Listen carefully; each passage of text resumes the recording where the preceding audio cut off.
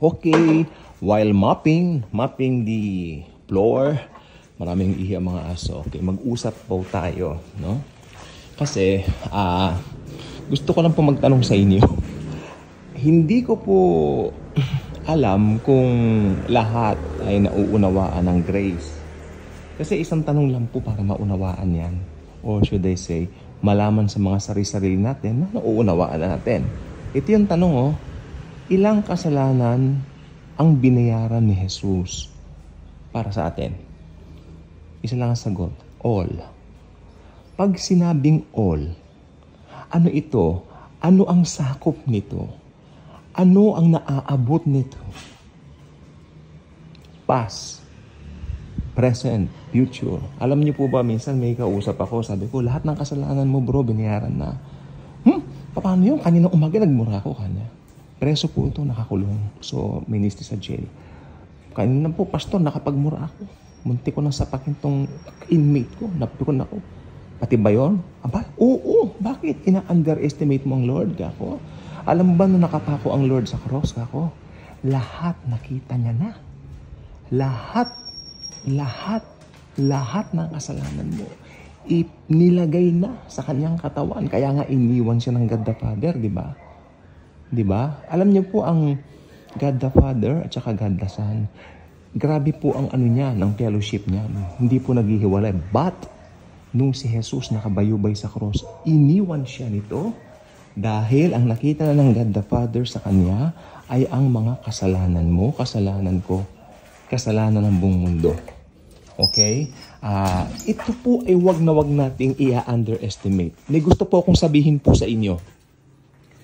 Nakakakulo po ng dugo ito. Kumukulo ang dugo ko. Kaya ko po ito iblinag. Ay, talaga po naman. Merong isang nag-comment sa isang group chat, no? Na hindi naman nakalagay lang user siya. User lang siya. Pero yung name niya, hindi naman niya binanggit. Pero sapat siya lang sapat sa mga usapan eh. Kasi Grace yung group chat. Grace siya. Biglang nagsabi, ay, hindi sapat yung ginawa ni Jesus. Kasi, kailangan gagawa rin tayo. Ang binayaran ng daw, makinig po, ang binayaran ng daw ni Jesus, yung past. Pero yung future daw, at saka yung kasalukuyan mo, it's up to you kung paano mo ito tatrabahuhin. Tandaan nyo hindi sapat yung ginawa ni Jesus. Talagang binabaligtad po niya yung gospel. And I hope this person was just joking. Pero hindi po joke yun eh. Alam niyo po ba kasi nagkaroon kami dati ng group chat din, no? Group chat din. Most of these people, hindi ko po kilala. Okay? Actually, ibang group chat doon, nag-leave na po ako. Dahil, sa totoo lang po, away na eh. Away na. Paggising ko pa lang, pastor. Kanyang ganon. Halika. Hindi pa ako nagkakapian Good morning po. May good morning naman siya. Naglatag po ako ng pag-uusapan natin. Actually, nung binasa ko, hindi siya usapan. Nakikipag-debate sa faith natin. Kasi ang usapan doon, yung water baptism daw, pinipilit niya nagliligtas. Bakit? Palagay ba niya papatulan ko siya? Hindi ko siya pinatulan, tumigil. At saka nag-leave na ako doon sa mga ibang mga group chats at lag na itong cellphone ko eh. Yun. Yung isa doon, naaalaala ko dati. Sabi ko, all of our sins, past, present, future. Talagang naglagay ako ng isang ng isang mga parang sermon na talagang inilatag ko lahat doon, pati yung mga verses lahat. Nagbigay ako ng 5 points lang naman.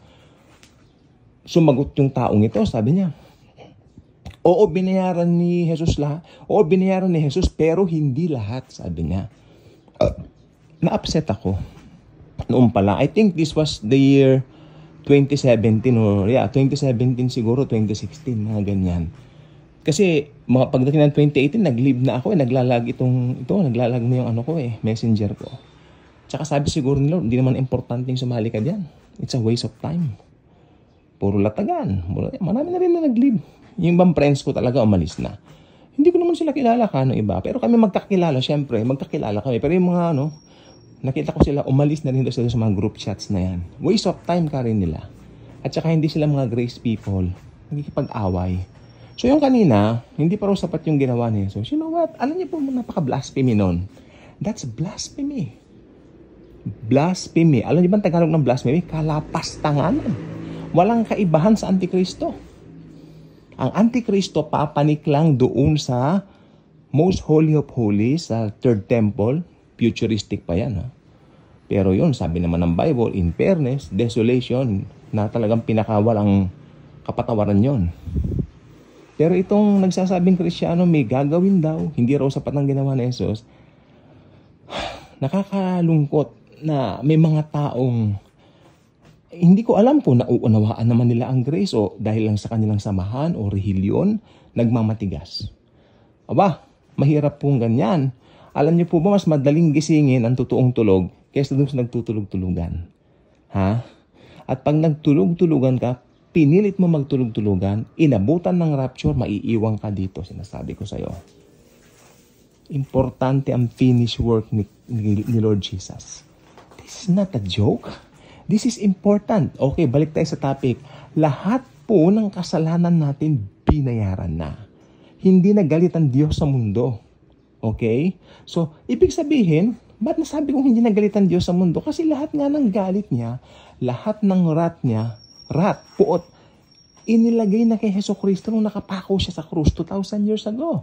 Kaya ngayon, ang natitira ngayon sa mundo, ngayong church age ang natitira ngayon sa mundo, pag-ibig, pagmamahal ng Diyos. Kaya dyan po applicable ang John 3:16 ngayon para sa lahat ng tao. Wala kang pwedeng i-condemn kahit anong mga ginagawa nila, nakikita mo mga masama. Yung nag-comment niya, kung hindi pa born again yan, mahal siya ng Diyos. Kailangan ma-born again yan. Kasi I don't think na Kristiyano ang ganong pananaw. Hindi born again yun. Sasabihin mong kulang ang ginawa ng Panginoon, that's blasphemy. Nakakainit ng ulo bilang isang Kristiyano kasi wala tayong ibang purpose kundi itaas, i-bless ang ginawa ni Jesus sa buong mundo. It's so blasphemous. It's not a joke. OMG, it's very serious. It will lead you to hell. Kung yan ang paniwala mo, dahil hindi mo tinatanggap yung finished work ng Lord. Kaya may mga ganitong gawain ng Panginoon dito sa YouTube na rin. Actually, pinadali ng Lord nung naging high-tech na ang mundo. Pero talagang kasama po sa hula kasi ito.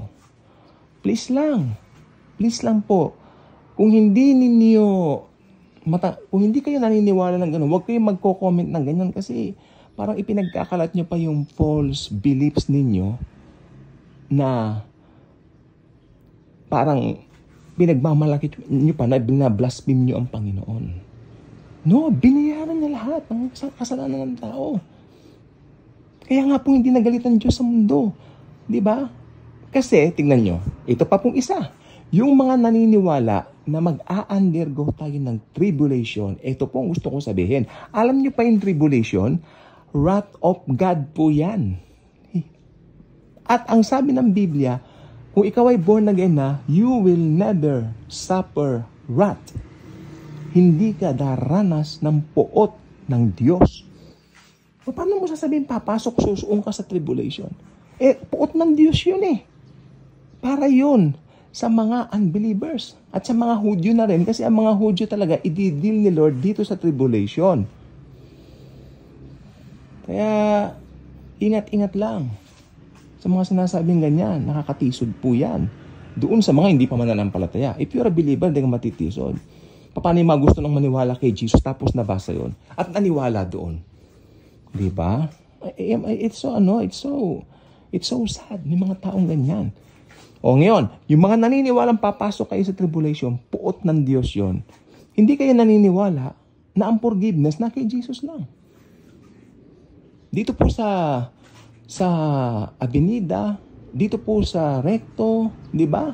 Marami nagsisigaw diyan, may placard pa nakasabit sa kanyang ulo. Repent, kanyang ganon. Yung repent niya, ang kanyang pakahulugan sa repent, kasi ang repent, simple lang po ang kahulugan niyan. Ang kahulugan po ng repent, magbago ka ng pag-iisip. Metanoia, ang repent sa Greek. Simple lang po ang kahulugan nun. Hindi po siya mahirap. change of mind. Anytime na nakakarinig tayo ng Word of God, nagre-repent tayo. Ako, anytime nakakarinig ako ng grace preaching, nare-repent ako doon sa mga maling paniniwala ko dati. Serious po ang bagay na finish work ni Lord Jesus. Ito po ang dahilan kung bakit tayo naligtas. Hindi kulang yan.